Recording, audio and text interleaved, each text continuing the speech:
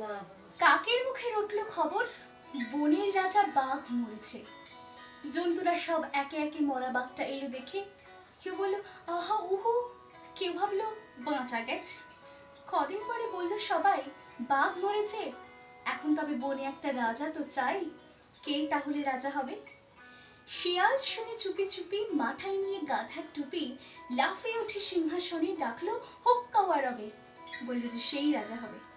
ভালুক বলল এই বেয়াদব, ওখান থেকে নাম এখুনি, রাজা হব এসব কথা ফের যদি তোর মুখে শুনি, একটি চড়ে অক্কা পাবি, হুক্কা হওয়া ভুলে যাবি, বাঘ নেই তো ভালুক আছে, বাঘের পরে আমার দাবি।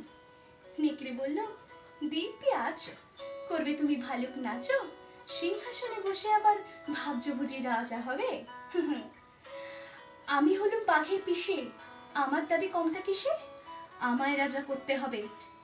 হায়না বলল হাসাসলি আর, পিসি কোথায় ঠিক নেই তার, উনি এলেন পিসে মশাই, আমরা কোথায় যাই রে তবে, আমায় রাজা করতে হবে।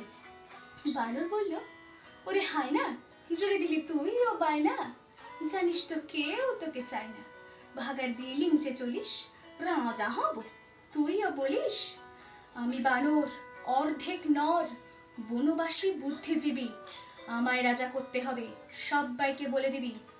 শুয়োর বলল বাদরামো রাখ, গাছে আছিস গাছেতেই থাক, পেটটি যখন দেব ছিঁড়ে সব বুদ্ধি বেরিয়ে যাবে, আমায় বেশি ঘাটাস নিলে, ফের ঘাটালে মরতে হবে, আমি যখন গোঁ ধরেছি আমায় রাজা করতে হবে।